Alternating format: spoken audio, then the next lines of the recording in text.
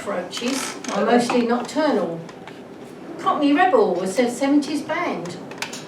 Cockapoos are a crossbreed dog. Cockles are found deep in the sand. Cockerels crow early morning. Cocksure in their lust for a hen. Cocktails are mainly alcohol-based. Cock-ups are mistakes that you have to do again. Cock-eyed means things that are wonky. Cock's foot are tall perennial grass. Cockatrice is a famous mythical beast. Coccyx, the tailbone just up from your arse. Cockalorum is Sir Keir Starmer. Cocaine is a stimulant drug. Cochlea is the organ for hearing.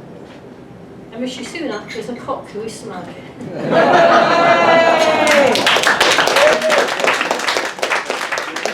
next one's actually a true story. A lot of you know that I used to work for the NHS quite a few years ago. I worked in general surgery. And a lot of the doctors I worked for did vasectomies for chaps. And anybody out here have had a vasectomy? Yeah. Hands up. Yeah. You probably know that they have to give him 3 sperm samples. And when the third one is clear, it means they're like infertile, so you don't need to use contraception again.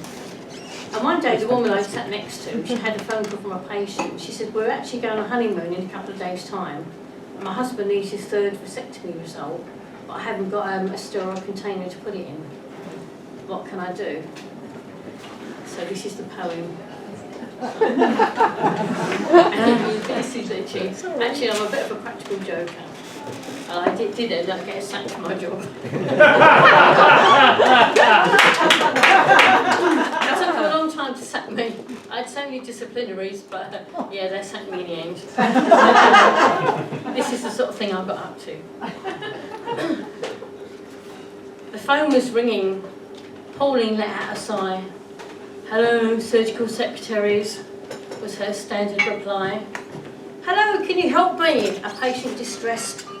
My husband's had a vasectomy and they've requested a test. He needs to bring in a sperm sample to make sure that it's clear. Make sure that none of those wrigglers are alive and appear. But I have no container, and all that I've got is a clean and freshly washed large yoghurt pot. Is that okay for the sample?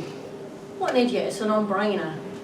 Pauline told the patient you need a sterile container. We're going on honeymoon in a couple of days. Using contraception will spoil my holidays.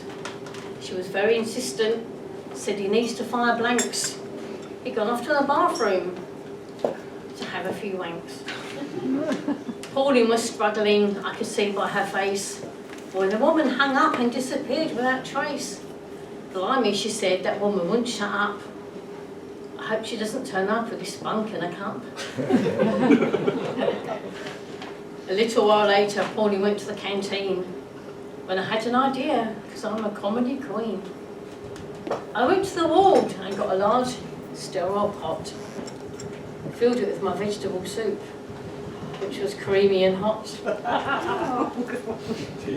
a tissue on her desk, the sample on top, scribbled a name on the label of the chap who'd had the op.